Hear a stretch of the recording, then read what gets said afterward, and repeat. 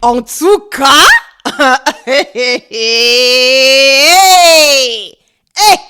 aujourd'hui c'est chaud, mes gens, c'est chaud. Tout d'abord, bienvenue à Spill the Tea with Lily, saison 2, épisode 2. J'espère que vous allez bien. J'espère que vous avez passé un bon week-end. Aujourd'hui, c'est dimanche. J'enregistre cet épisode un dimanche. J'espère que vous avez passé une agréable semaine, un très bon week-end. Moi, franchement, ma semaine a été un peu compliquée. Ça n'a pas été la meilleure semaine, mais aujourd'hui, je suis en forme pour vous. Donc, voilà. Où est votre thé? Où est votre thé? J'attends. Va d'abord chercher le thé. Je t'attends. Je compte jusqu'à 5. Je compte jusqu'à 5. 1, 2, 3, 4, 5. Va chercher le thé. Va chercher ta Bible. Parce que j'ai dit ici, là. Ici, nous mettons la TR au centre. Nous mettons Jésus au centre. L'objectif, c'est de ramener Christ et Christ seulement au centre. D'accord? Pas Tata Linda, mais Christ et Christ lui seul. D'accord? Est-ce que le thé est chaud?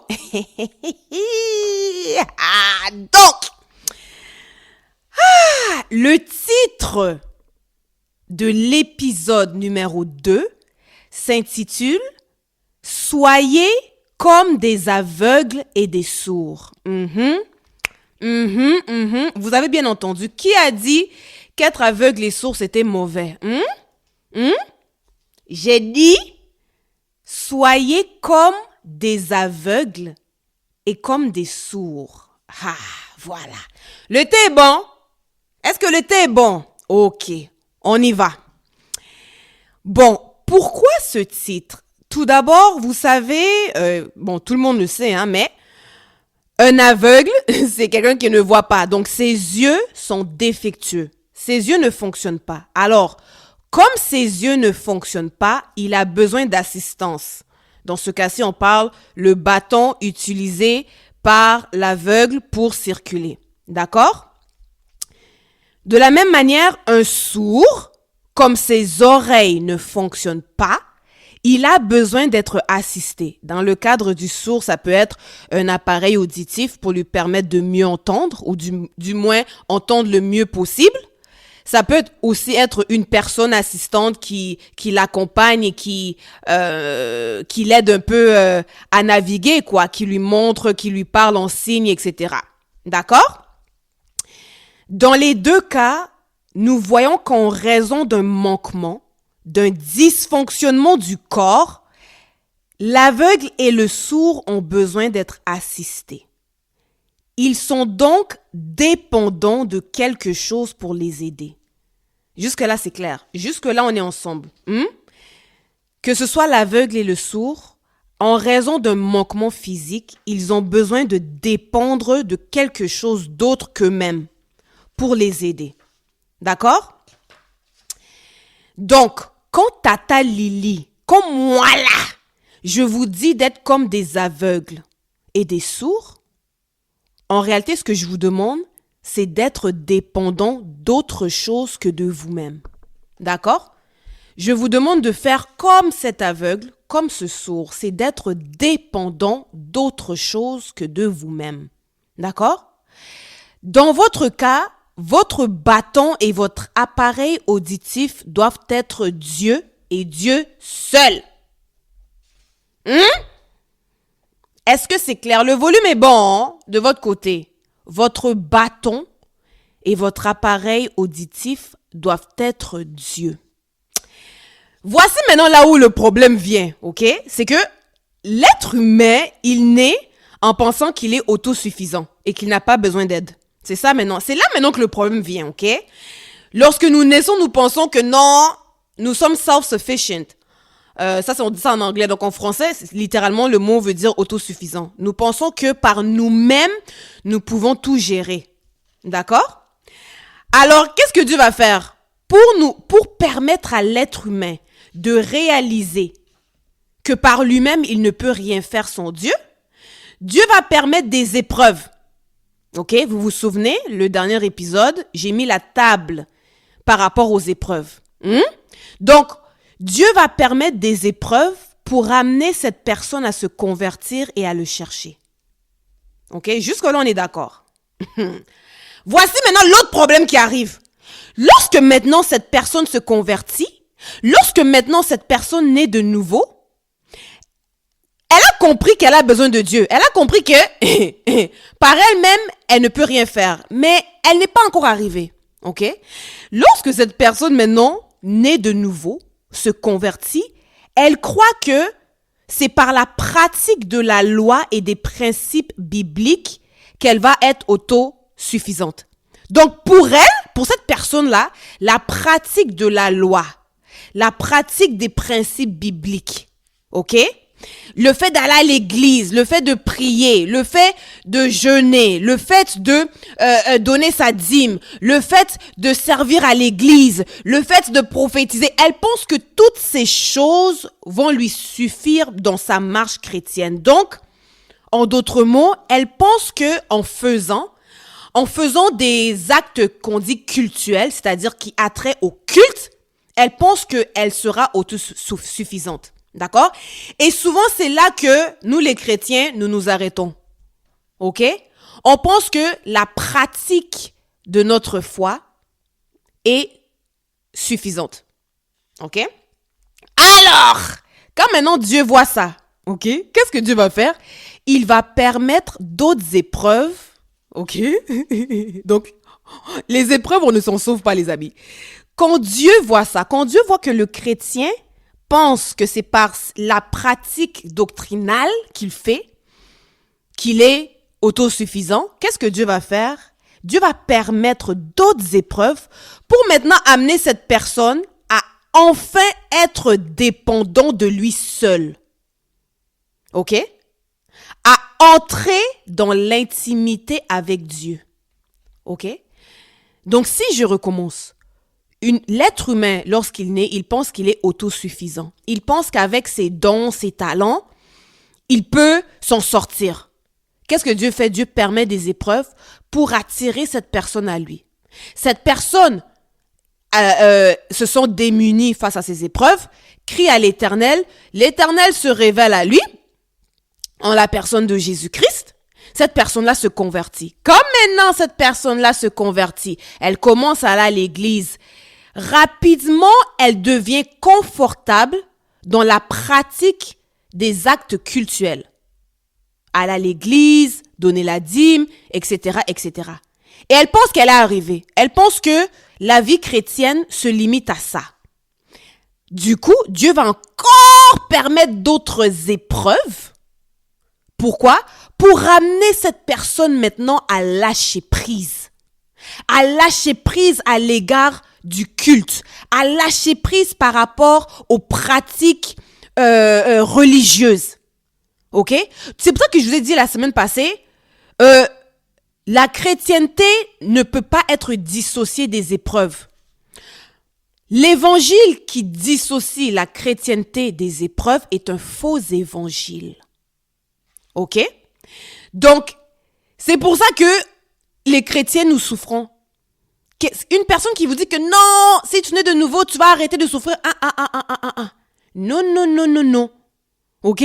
L'objectif des souffrances que Dieu permet dans la vie d'un chrétien, c'est pour l'amener à ses genoux, l'amener à complètement dépendre de Dieu et de Dieu seul.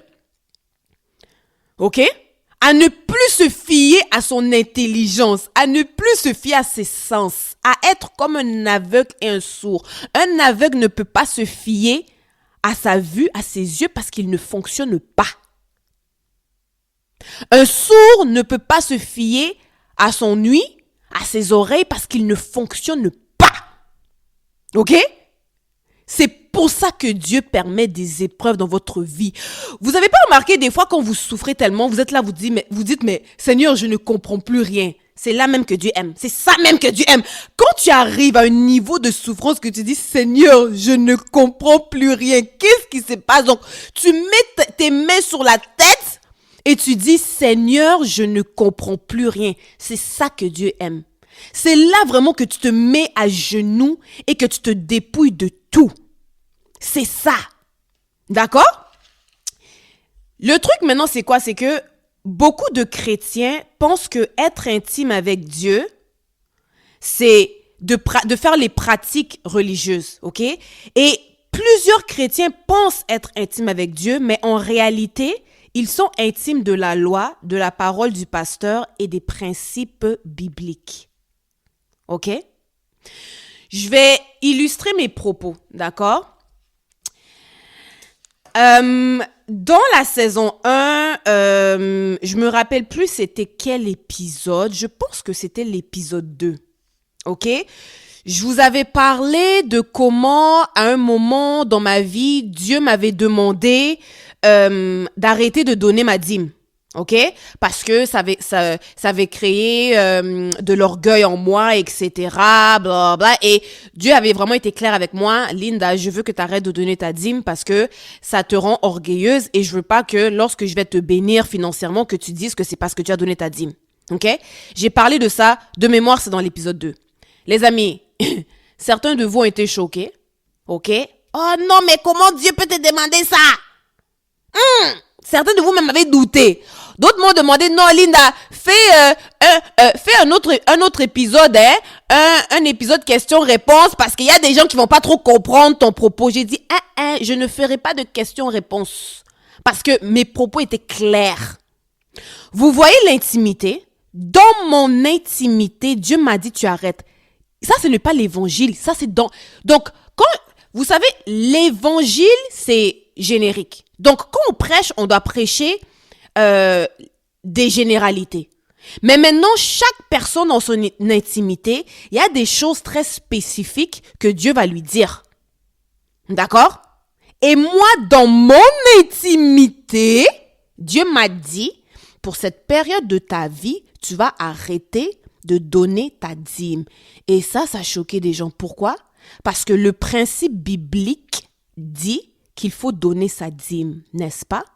Et moi, maintenant, Dieu vient en opposition à ce principe biblique et me dit, Linda, toi, dans ton cas, tu ne donnes pas ta dîme. Qui vais-je écouter? Vous voyez? Si j'étais bébé spirituel, quand Dieu m'avait dit ça, j'allais dire, non, ça là, c'est les diables. Dieu comment? Ça, c'est pas Dieu, ça, c'est ma chair, ça, c'est Satan, Hein? Mais parce que j'avais tellement traversé des preuves, Dieu savait que s'il venait qu'il me disait ça, j'allais obéir. Vous voyez? C'est pour ça que j'ai dit tout à l'heure que beaucoup de chrétiens pensent être intimes avec Dieu, mais en réalité, ils sont intimes de la loi, de la parole du pasteur et des principes bibliques. Là, on va dire, mais non, Linda, Dieu ne peut pas venir contre sa parole. Dieu ne peut pas... Ça, souvent, j'entends ça. Linda, Dieu ne peut pas dire quelque chose qui est contre sa parole. Ah bon? Les amis, Dieu a dit que le ciel est bleu, non? On est d'accord? Ok. Demain matin, si Dieu se réveille et qu'il décide que le ciel est rose, mes amis, le ciel est devenu rose. Point barre. La loi ne s'applique pas à Dieu. Voilà pourquoi Jésus est... Oh, Linda. Voilà pourquoi, quand les disciples de Jésus, et quand Jésus lui-même, Jésus lui-même c'est Dieu. Jésus lui-même il est papa bon Dieu. C'est lui-même qui a instauré le sabbat. En disant que le jour du sabbat c'est le repos. Mais Jésus lui-même, le jour du sabbat, il travaille. Il fait des guérisons, il fait des miracles. Voilà pourquoi les pharisiens le combattaient, parce que Jésus défiait un principe biblique. Dieu a dit que non, le jour du sabbat, c'est le repos. Jésus, il vient, il travaille le jour du sabbat. Et quand il se fait challenger par les pharisiens, Jésus dit quoi? En réalité, le sabbat a été créé pour l'homme et non l'homme pour le sabbat. Vous voyez? Ça veut dire que Jésus lui-même qui a donné la loi du sabbat, là, il est au-dessus du sabbat. C'est pour ça qu'il a dit, le Fils de l'homme est maître du sabbat. D'accord? On va aller plus loin. L'été est chaud. Est-ce que l'été est chaud? Dieu avait dit à Israël, vous ne vous marierez pas, vous n'entrerez pas en alliance avec des femmes étrangères. Et puis après ça, Dieu se tourne vers Boaz et dit, Boaz, épouse Ruth. Ah! C'est le même Dieu, hein? Vous allez dire que quoi? Que Dieu est schizophrène? Non. Que Dieu est bipolaire? Non. Le même Dieu, il a dit à Israël. Il a donné à Israël une loi générique. Une loi générale. Il a dit, vous là, vous n'allez pas vous marier à des étrangères. Et pourtant, le même Dieu se retourne plus tard, quelques chapitres plus tard, dans Ruth, et il dit à Boaz. Boaz va épouser Ruth la Moabite. Hein? Ok. Le même Dieu, il dit, vous n'allez pas coucher avec des prostituées. Et puis le même Dieu se retourne et puis il dit à Osée, Osée, c'est vrai, j'ai dit, faut pas coucher avec des putes. Mais dans ton cas, toi, Osée, non seulement va coucher avec une pute, mais va marier une prostituée.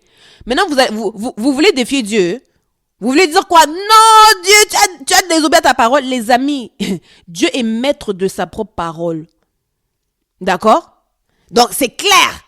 C'est pour ça que certains ont été choqués, mais Linda, ça c'est pas Dieu. Comment Dieu peut te dire, ne donne pas ta dîme? Mon ami, Dieu fait ce qu'il veut avec moi. Vous voyez? Et parce que j'ai traversé énormément d'épreuves, Dieu m'a amené à un point où je suis aveugle et sourd à tout ce qui n'a rien à voir avec Dieu. Vous voyez? C'est la raison pour laquelle si Dieu vient et me dit quelque chose, c'est sa voix qui domine tout le reste. Il n'y a pas de débat. OK? Maintenant, est-ce que moi, parce que Dieu m'a dit, Linda, pour cette période-ci de ta vie, ne donne pas la dîme. Est-ce que moi, je peux prendre mon micro, aller sur la chaire dans l'église et dire que non, maintenant la dîme n'est pas obligatoire? Non, je ne peux pas faire ça. Parce que cette révélation est pour moi. Pour moi seul. Ce n'est pas parole d'évangile, c'est-à-dire que ce n'est pas quelque chose de générique, c'est quelque chose que dans mon intimité, Dieu m'a dit et ça ne s'applique qu'à moi. Vous comprenez? Ok.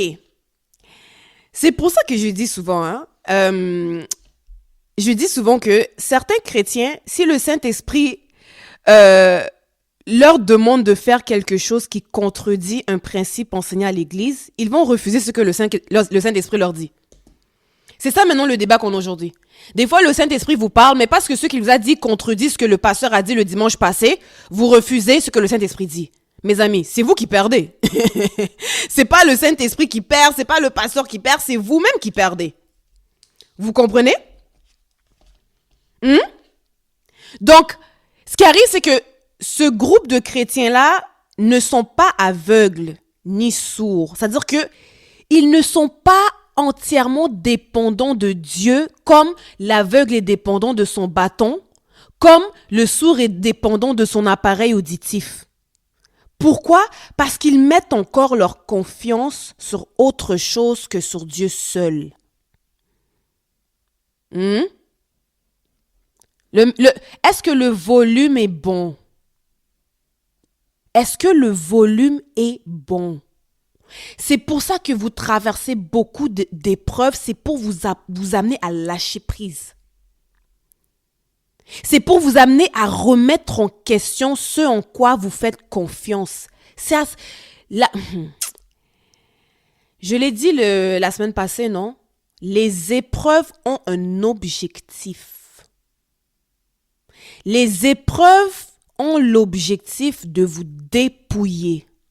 De vous dépouiller de ce sur quoi vous vous appuyez, afin de dépendre sur Dieu seul. C'est ça l'objectif des épreuves, les amis. Est-ce que c'est clair? Le thé est encore là, ou bien je vous ai perdu, ou... C'est bon, hein? C'est bon, hein? C'est ça l'essentiel de la vie chrétienne, les amis. Ok? C'est littéralement de vous départir de vos sens physiques afin que Dieu seul devienne vos yeux, afin que Dieu seul devienne votre bouche, afin que Dieu seul devienne votre odorat, afin que Dieu seul devienne vos oreilles. C'est ça l'objectif des épreuves. C'est afin que vous et Dieu ne fassiez plus qu'un. c'est pour que lorsque Dieu vous voit, il se voit lui-même. Parce que l'aveugle, dont les yeux ne fonctionnent pas, son bâton de marche devient ses yeux. Vous comprenez? C'est son bâton qui devient ses yeux. C'est pour ça que quand Moïse faisait des miracles, c'était son bâton qui faisait des miracles. Le volume est bon? Moïse ne faisait pas les bâtons, ne faisait pas de miracles tout seul. C'est pas pour rien que Dieu lui avait donné un sceptre. C'est pas pour rien que Dieu lui avait donné ce bâton-là. C'était le symbole de la puissance divine. Vous comprenez? Donc, l'aveugle, qui n'a pas de yeux fonctionnels, son bâton devient ses yeux. Le sourd, dont les oreilles ne fonctionnent point, son appareil auditif, d'accord? Ou, comment dirais-je, le parler, le langage des signes, je crois que ça s'appelle, ces choses-là deviennent ses oreilles. Vous voyez?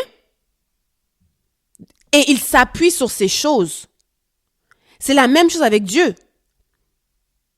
Dieu veut nous amener à un état où nos sens naturels ne fonctionnent plus et sont remplacés par ses sens à lui.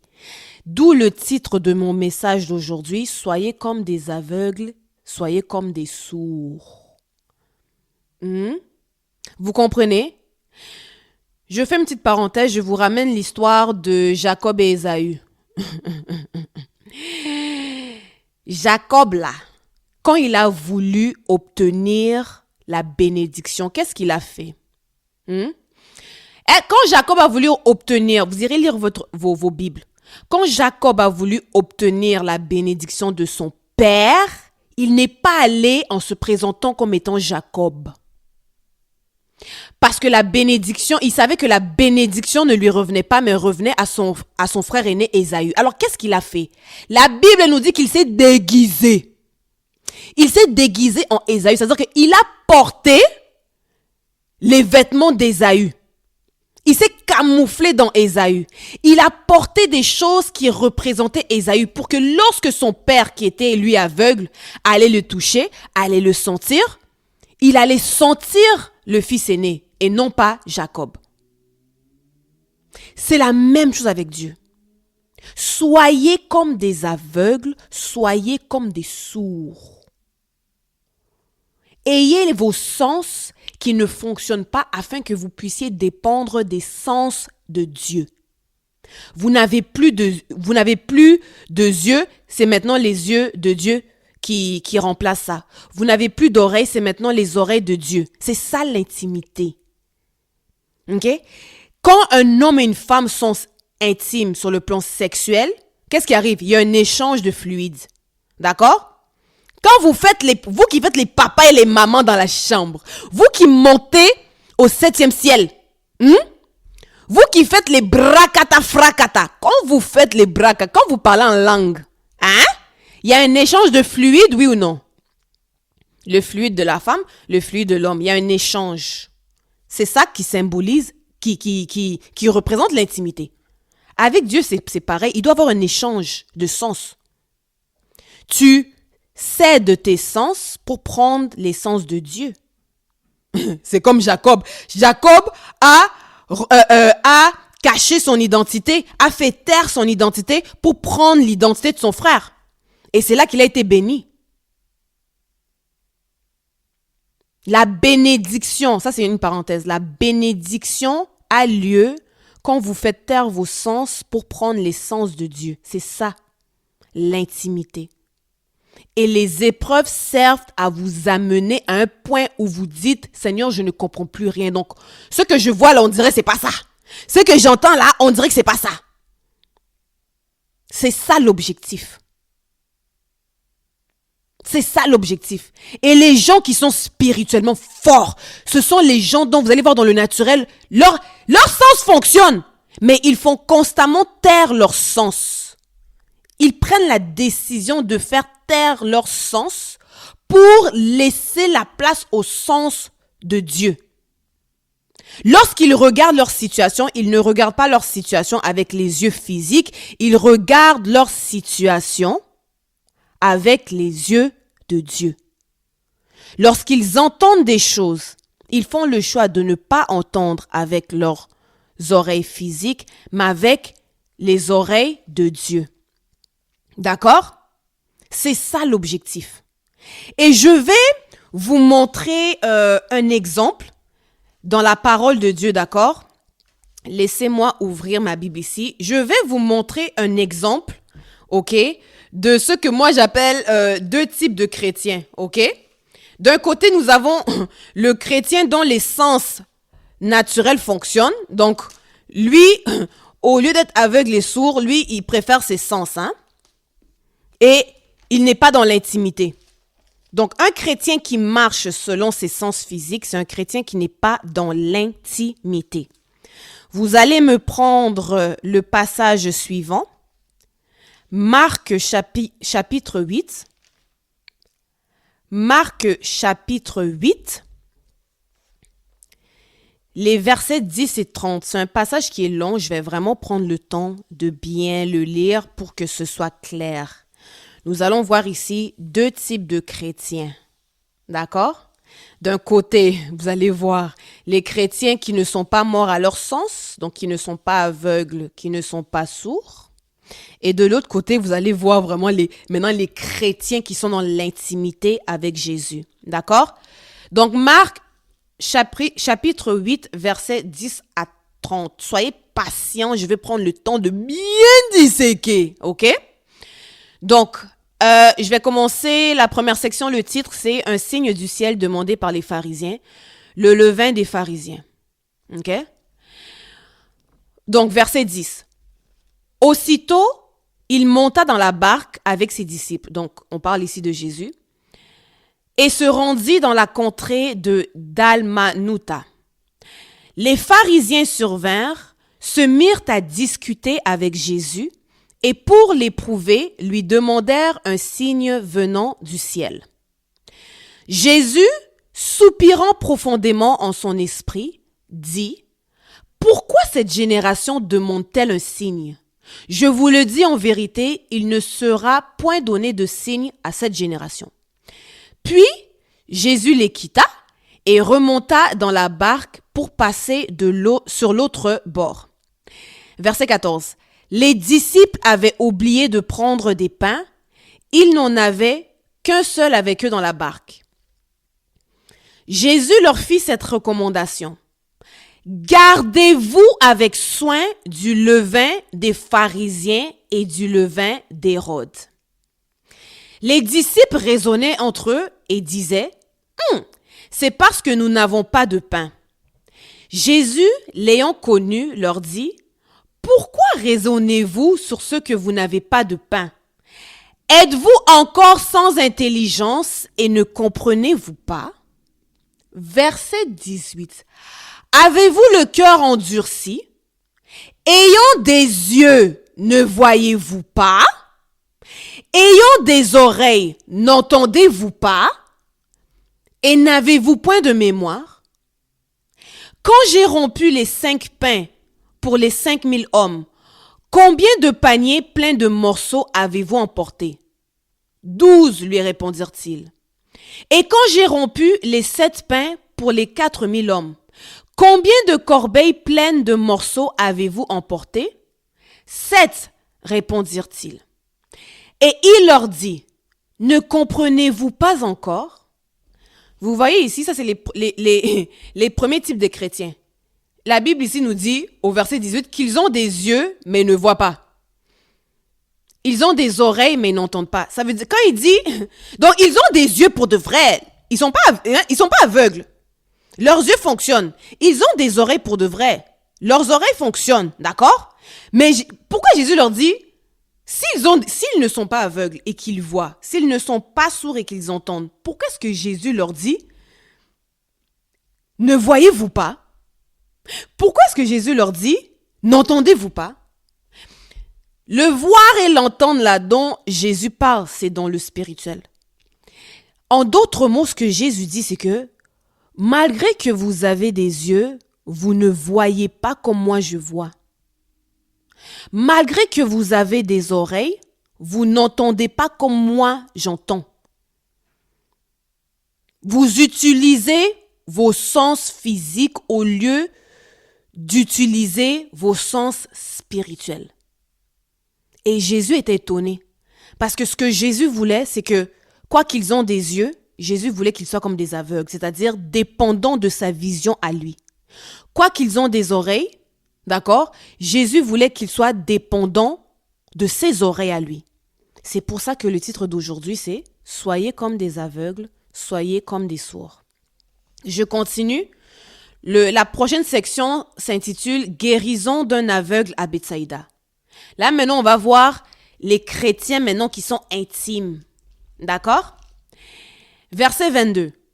Ils se rendirent à Bethsaïda et on amena vers Jésus un aveugle qu'on le pria de toucher. Il prit l'aveugle par la main et le conduisit hors du village.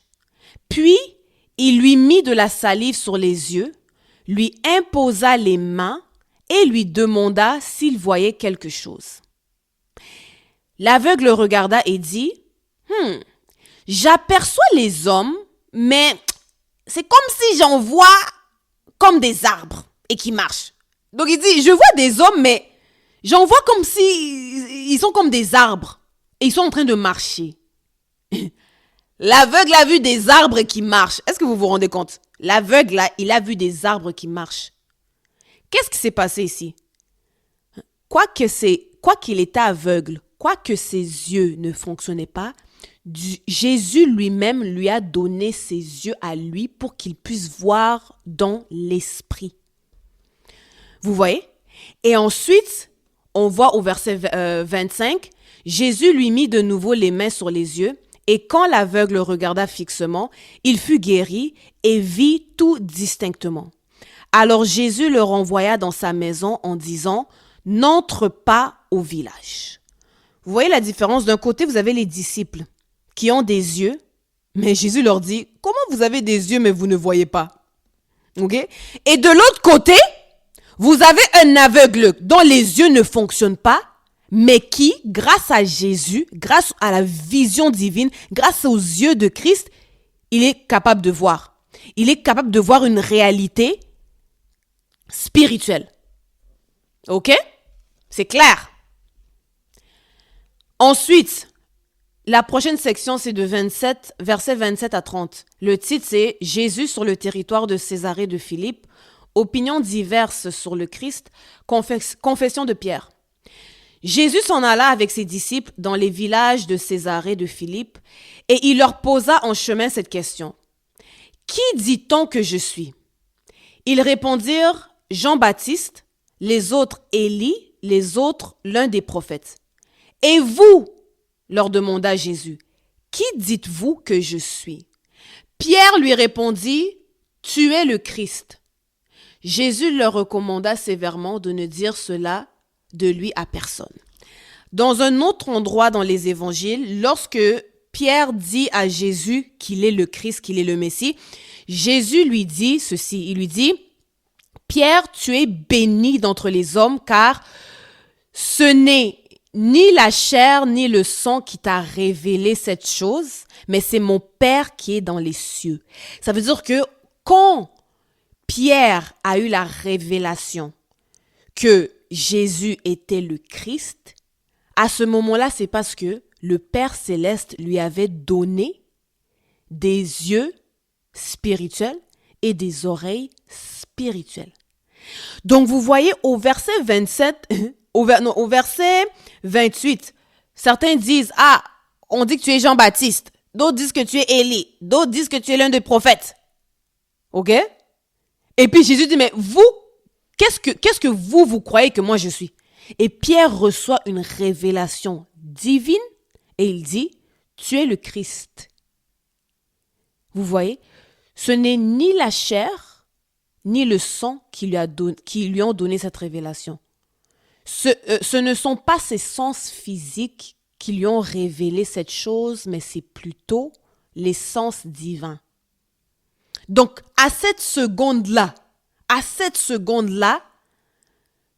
ses sens se sont fermés Il est entré dans l'intimité avec Dieu et Dieu lui a révélé ça. Vous voyez? Ah, voilà. Donc, est-ce que ça, c'est clair? C'est clair? OK. Et maintenant, donc, vous voyez vraiment comment j'ai parlé, quand vraiment je vous dis d'être comme des aveugles et d'être comme des sourds, ce que je vous dis, c'est d'apprendre à vous laisser conduire par Dieu lui-même. D'accord? Vous savez, c'est normal pour un enfant spirituel, pour un bébé spirituel, pour un nouveau converti, d'être dirigé par ses sens physiques, par la loi, par les pratiques religieuses, par les principes bibliques. C'est normal. C'est tout à fait normal. D'accord?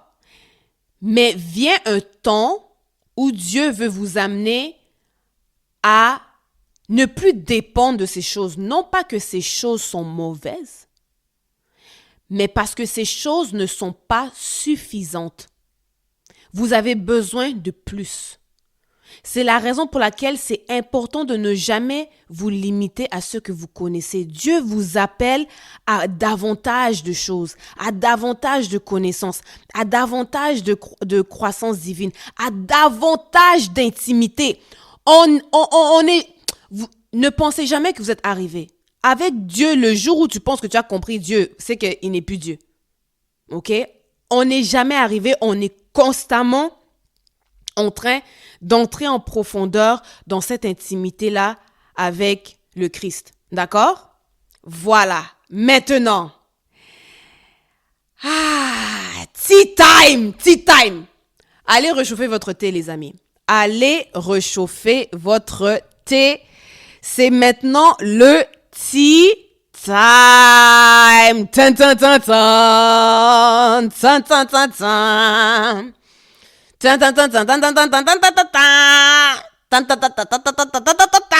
Voilà. Est-ce que le thé est chaud? Je peux y aller? OK. Le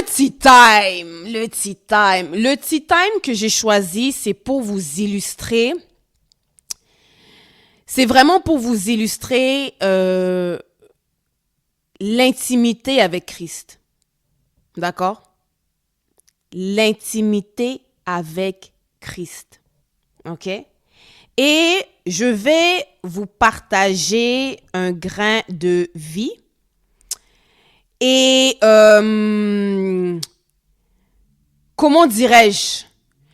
J'ai hésité au début à le partager parce que je connais comment le cerveau de certaines personnes fonctionne. D'accord? Mais je me suis dit non, le Seigneur a mis cet exemple-là sur mon cœur et c'est ce que je vais utiliser. Si vous vous rappelez, dans la saison 1, l'épisode 1, je vous avais un petit peu parlé de ma vie sentimentale, OK? Et je vous avais parlé du dating, etc. Et je suis pas sûre si je vous avais spécifié ça, mais j'essaie de me rappeler, mais je pense pas que j'avais spécifié ce bout-là. Bref, je vous ai parlé un petit peu de ma vie romantique et je crois vous avoir dit que l'enjeu que moi, un des enjeux, on va dire ça comme ça, que moi j'ai, c'est que, comment dirais-je, quand je rencontre un homme, quand je rencontre un homme, je comprends rapidement que cet homme, dans sa tête, il veut me bracata fracata. Il veut me faire les papas et les mamans. Son objectif, c'est de me faire parler en langue. C'est de m'amener au 7e ciel. OK? Son objectif, c'est de jouir et de me faire jouir. C'est ça son objectif. Or, moi, en tant que chrétienne, j'ai des principes. Pour moi, pas avant les mariages. Pas avant le mariage. Tu me mets la bague au doigt, on se marie à l'église et après, on va bien se sauter. On va avoir beaucoup de plaisir. Encore ça, là, c'est doux. On va bien s'amuser. Mais tant que tu m'as pas dit oui, j'ai levé, moi, mes jambes et tes jambes demeurent fermées. Donc, moi, ça, c'était mon principe. Donc, chaque fois que je rencontrais un homme, dès que ce sujet-là arrivait et que je sentais qu'ok, cet homme-là vraiment veut bien me bracata fracata, d'accord? Veut bien me faire le papa et les mamans dans la chambre, j'étais vraiment turn off, au fait, et je coupais la relation courte. Je voulais rien savoir. Et j'allais de rencontre en rencontre en me disant que moi, si un gars veut m'amener dans ça, je suis désolée, bye bye. Moi, voici mes principes. Moi, ça fait des années que je me préserve pour le mariage et c'est comme ça que ça sera. D'accord? Et puis un jour, je me préparais pour un date. Ok, je sais même plus, c'était le date numéro quantième là, mais ça faisait plusieurs papichulos que je rencontrais, d'accord? Et j'ai une servante de Dieu qui je crois, je finis de me préparer et puis je suis en route et cette servante-là m'appelle par hasard. Comme si, moi vraiment, quand je regarde en arrière, je pense vraiment c'est le Seigneur qui l'a envoyé me donner ce message. Mais elle m'appelle et puis elle me dit, oh Linda, qu'est-ce que tu fais? Ça fait longtemps. Et puis je dis, ah non, je m'en vais à un date parce que j'avais souvent l'habitude de lui partager cet aspect-là de ma vie. Et puis bon, elle de son côté, elle me mettait en prière, etc., etc. Et quand elle a entendu que j'allais en date, elle m'a dit ceci. Elle m'a dit, ok Linda, tu vas en date, mais certains de tes principes, mets-les de côté. Elle m'a dit un truc comme ça, elle m'a dit, Linda, certaines de tes façons de penser, mets-les de côté. Et j'ai pas catché ce qu'elle me disait. Je n'ai pas compris. D'accord? J'ai dit, ah, bon, ok. Je suis partie au date et ce gars-là s'est ajouté dans la liste des hommes qui voulaient me bracata fracata. Hey, les papichulos, je sais que Tata Linda, elle est 3 fois canon, mais quand même, faut doser.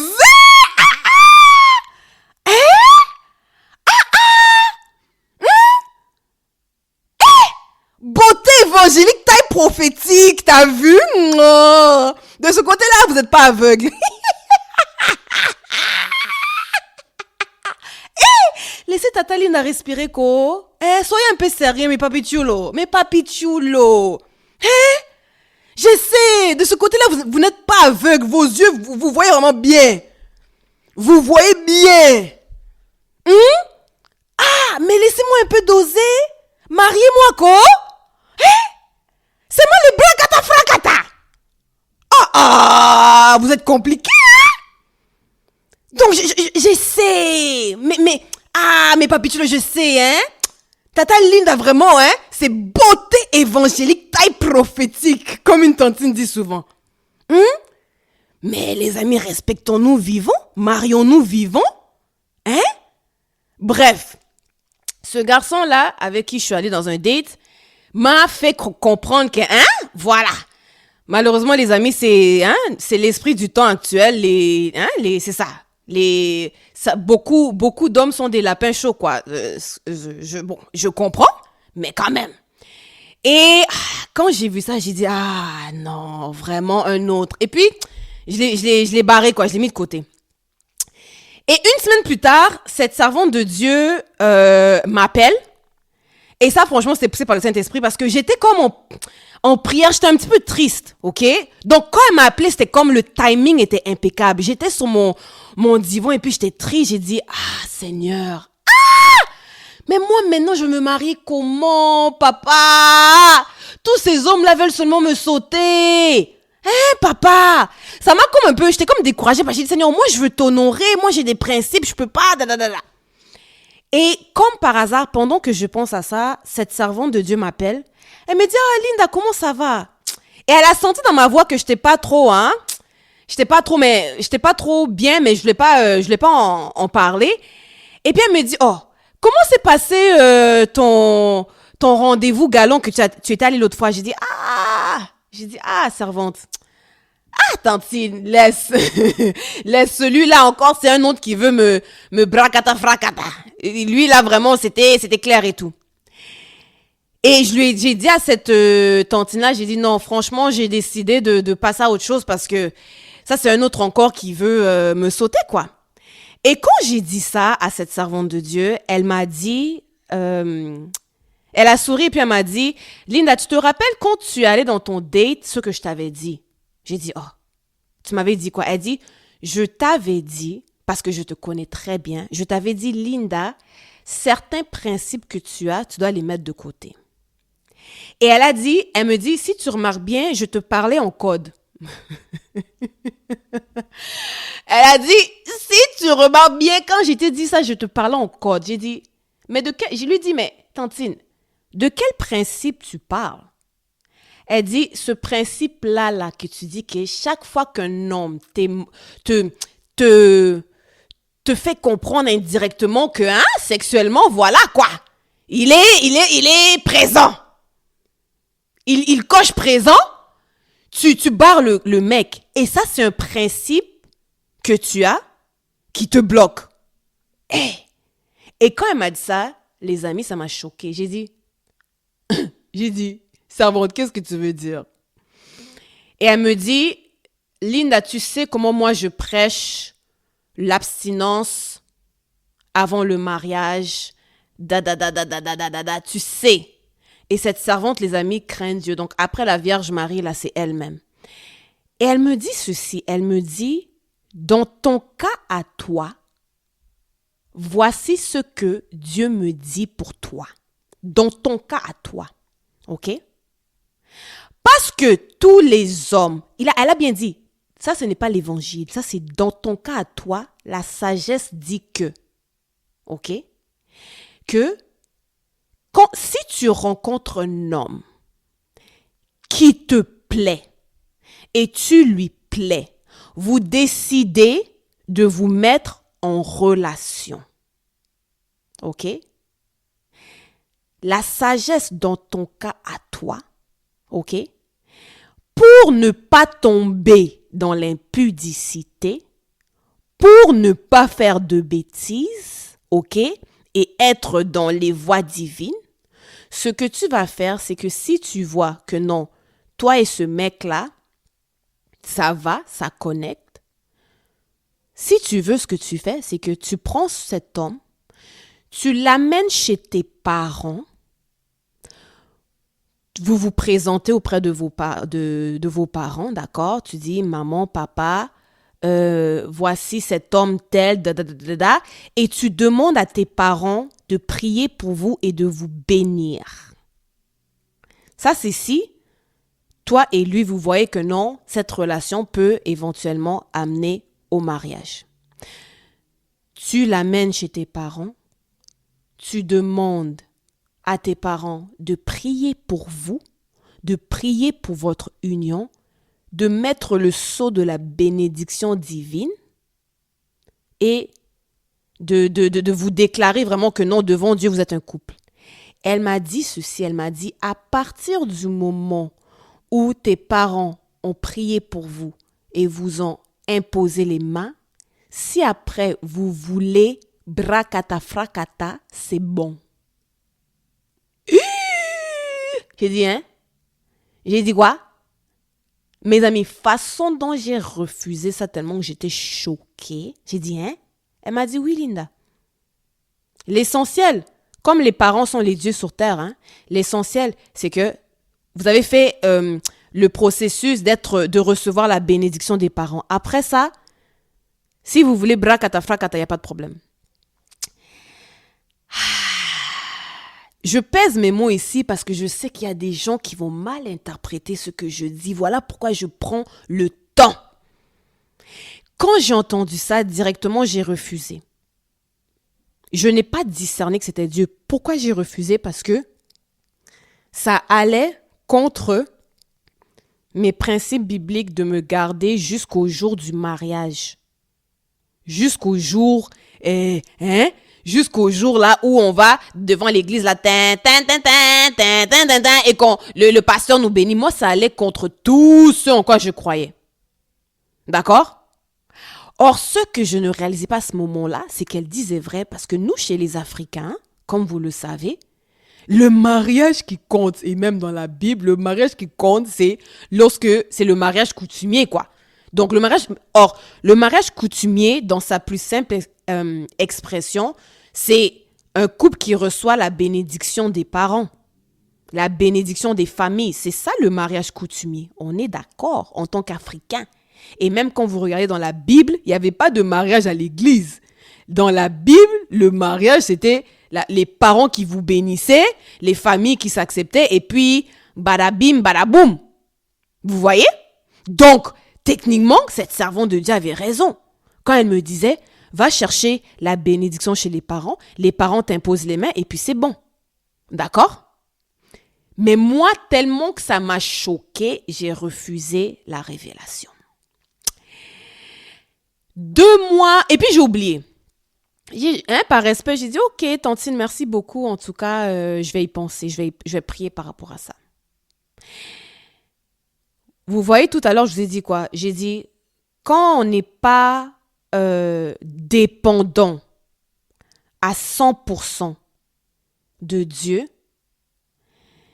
ça, qu'est-ce que ça fait? C'est que même si le Saint-Esprit nous parle, et qui nous dit quelque chose qui vient à l'encontre de nos principes bibliques, on va rejeter ce que le Saint-Esprit nous dit. Et c'est ce que moi, j'avais fait à ce moment-là. D'accord? Mais comme Dieu est bon, comme Dieu reste Dieu, qu'est-ce qui s'est passé? 2 mois plus tard, 1 mois et demi ou 2 mois plus tard, je suis dans la voiture avec ma mère.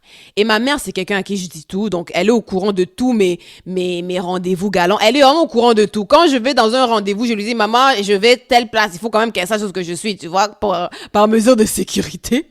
Et je lui fais des rapports. Donc elle est au courant de tout ce qui se passe dans ma vie intime. Et 2 mois après que cette tantine-là m'ait parlé, je suis dans la voiture avec ma mère. Elle me ramène à la maison et on parle de tout et de rien. Je me souviens plus exactement de quoi on discutait, mais on parle de tout et de rien.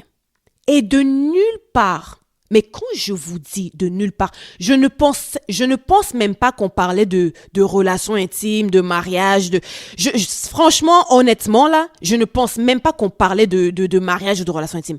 De nulle part, ma mère elle me dit, Linda, tu sais, ce qui te bloque, au niveau relationnel, c'est ton principe là qui dit que non, moi je me garde jusqu'au mariage. Elle m'a dit, Linda, moi ta mère, qui est ton Dieu sur terre, je t'ai dit, si tu rencontres un homme et que vous voyez que c'est un fit, et toi et lui, vous voyez que c'est un fit, et que vous vous voyez pour le mariage, ce que tu vas faire, tu me l'amènes à la maison. Et moi et ton père, on vous bénit. Et après, si vous voulez, bracata, fracata, il n'y a pas de problème. Vous avez la bénédiction des parents. Les amis, ma maman a dit mot pour mot, 2 mois plus tard, ce que la servante m'avait dit il y a 2 mois et que j'avais rejeté. Et les gars, quand elle m'a dit ça, j'ai fait, attends, est-ce que j'ai bien entendu? Quand je vous dis, ma mère m'a dit mot pour mot ce que la servante de Dieu m'avait dit il y a 2 mois. Les deux ne se sont pas parlé. Quand elle m'a dit ça, j'ai dit, oh, maman, est-ce que tu as parlé à telle servante? Elle m'a dit non. J'ai dit, maman, tu viens de dire mot pour mot ce qu'elle m'a dit. Mot pour mot, tel jour, elle m'a dit exactement ce que tu viens de me dire. Ma mère m'a dit, tu vois Linda, c'est parce que quand Dieu t'a parlé la première fois au travers d'elle, t'as pas écouté. T'as pas écouté. C'est pour ça que Dieu, dans sa miséricorde, il ramène le message une 2e fois, mais par moi. Les amis, vous voyez l'intimité? Parce que là, maintenant, Dieu me l'avait dit 2 fois. Ok? Là, maintenant, j'ai dit, Seigneur, ok, c'est bon, j'ai compris le message. Vous voyez? Donc, mes amis, comprenons-nous bien. Je ne suis pas en train de cautionner l'impudicité. Je ne suis pas en train de dire, allez, coucher gauche-droite avant le mariage. Non, non, non, non, non. Ce que je vous dis, ce n'est pas évangile. Ce que je vous dis, c'est intimité. L'évangile, je vous ai dit tout à l'heure, l'évangile, c'est générique. D'accord? Ça veut dire que je ne peux pas prendre mon micro, aller sur la chaire et dire que maintenant, vous tous là, si vous voulez coucher ensemble, allez, que vos parents vous imposent les mains et puis c'est bon. Je ne peux pas dire ça parce que ça, c'est spécifique à moi. C'est spécifique à moi. Ce n'est pas parole d'évangile. Ce n'est pas générique. Tout comme quand Dieu m'a dit, ne donne plus ta dîme, ce n'est pas générique, c'est spécifique à moi. Je ne peux pas prendre mon micro et aller dire à tout le monde, arrêtez de donner votre dîme. Tout comme je ne peux pas dire à tout le monde, bon, maintenant, allez vous faire imposer les mains puis faites les brakata frakata. Non, non, non, non, non, non, non, non, non. Je ne peux pas. C'est spécifique pour moi et moi, je le prends. Vous voyez un peu? Donc, la première fois que Dieu m'a dit ça au travers de sa servante, j'ai rejeté. Qu'est-ce qu'il a fait? Il est revenu une deuxième fois. Et la deuxième fois, là, j'ai compris. J'ai dit, OK, ces deux femmes ne se sont pas parlé et ils me disent mot pour mot la même chose. OK, Seigneur, j'ai compris le message. OK? C'est ce jour-là que j'ai compris l'importance de l'intimité. D'accord? L'intimité. Et j'insiste là-dessus parce que les amis, si vous n'êtes pas intime avec Dieu, vous risquez de passer à côté de certaines bénédictions pour votre vie. Je vous le dis, moi j'ai raté une bénédiction comme ça. Parce que Dieu m'a dit une chose dans mon esprit, mais quand j'ai vu la bénédiction, j'ai dit, ça c'est pas Dieu. J'ai dit, ça c'est pas Dieu. Et j'ai raté la bénédiction comme ça. OK? Et plusieurs années plus tard, quand je priais par rapport à ce sujet-là, vous savez ce que Dieu m'a dit? Il m'a dit, mais Linda, je t'avais visité il y a longtemps, mais tu as refusé, tu m'as pas reconnu. Je t'avais amené cette bénédiction il y a longtemps et je t'avais dit que ça c'est pour toi. Mais parce que ça ne fitait pas dans tes principes, dans ce à quoi tu attendais, tu as refusé. Ta bénédiction, elle est déjà passée. Je te l'avais amenée. Mes amis, ça là, ça me dérange jusqu'à aujourd'hui. Je demande tous les jours, Seigneur, s'il te plaît, pardon, ramène. Ramène une deuxième fois. Donc, vous voyez, jusqu'à aujourd'hui, j'ai pris, Seigneur, pardon, cette bénédiction-là, pardonne-moi, je t'avais pas compris. Ramène une deuxième fois, ok? Donc, je sais c'est quoi de payer le prix de ne pas avoir écouté l'intimité. Je sais c'est quoi perdre une bénédiction parce que je n'ai pas obéi à ce que Dieu m'avait dit. Vous voyez? Je sais c'est quoi de refuser la révélation divine au nom de certains principes que j'aurais potentiellement. Et quand Dieu m'a dit, Linda, cette bénédiction, je te l'avais déjà donnée, mais tu ne m'as pas écouté, j'ai dit, hein? J'ai dit, papa, plus jamais je vais désobéir à ce que tu me dis, même si ça me coûte d'être mal comprise, d'être insultée, d'être maudite, d'être blablabla. Bla, bla. Plus jamais, parce que les amis, d'avoir raté cette bénédiction parce que je n'ai pas accepté ce que Dieu me disait, mais que j'ai préféré mes principes, jusqu'à aujourd'hui, ça me dérange. Vous voyez pourquoi je vous amène à l'intimité. Moi, je ne prêche pas une religion. S'il y a quelqu'un qui déteste religion, c'est Tata Linda. Moi, je vous prêche une relation intime. D'accord? Oui, je prêche le générique, le général. Vous le savez, gardez, pas d'impudicité. Tout ça, je prêche. Mais le tea time que je vous ai donné là, c'est spécifique à moi.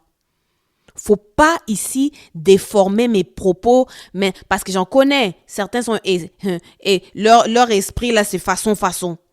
Ils vont dire bon, comme Dieu a dit à Yalinda, c'est que moi aussi. Non. Hey, le salut est individuel, chacun est responsable. Moi, je juge que ma vie, c'est comme une parole de vie. C'est comme une Bible vivante, une Bible vivifiante. Et je ne peux pas parler de vos expériences parce que ce sont vos expériences à vous. Même si certains d'entre vous, je connais vos expériences, je ne peux pas les utiliser ici. Donc, j'utilise mes expériences à moi. D'accord? Dans l'espoir que les choses que Dieu a permis que je traverse puissent vous aider, puissent vous édifier. Les amis, développez votre intimité avec le Seigneur. Soyez dépendants de Dieu. Et pour ceux et celles qui se demandent, mais Linda, comment faire? Guys, c'est très simple. Comment faire pour développer son intimité avec Dieu? Guys, très simple. Quand les épreuves arrivent, ne les fuyez pas. Hein? Vous voulez devenir dépendant de Dieu? Très simple. Quand les épreuves vous arrivent, entrez dedans. Entrez dans votre fosse au lion. Ne fuyez pas parce que l'objectif, c'est de vous amener dans cette intimité. Capiche? Donc, la morale de l'histoire, je reviens à mon titre, soyez comme des aveugles et soyez comme des sourds. En d'autres mots, soyez dépendants de Dieu et de Dieu seul. D'accord? En étant dépendant de Dieu et de Dieu seul, vous serez en mesure de discerner quand il vous parle dans votre esprit, mais aussi vous serez en mesure de discerner quand Dieu vous parle au travers des gens. Jésus n'est jamais venu apporter une religion. Il est venu apporter le Père. Il est venu vous montrer le Père. D'accord? Mais pour qu'il vous montre le Père, vous devez être dépouillé de vos sens et dépendre des sens de Christ. Vous devez être comme Jacob, qui s'est dépouillé de son identité pour revêtir l'identité d'Ésaü, parce que c'est Ésaü qui avait la bénédiction. Est-ce que je peux avoir un amen vitaminé? Le thé est fini? Est-ce que l'été est fini? L'été est fini. Je cheat. D'accord? Donc moi le podcast ici, Spill the Tea with Lily, je prêche l'intimité, je prêche pas la religion. Si vous voulez religion, allez ailleurs, pas chez Tata Linda. Moi, Dieu ne m'a pas appris une religion. D'accord?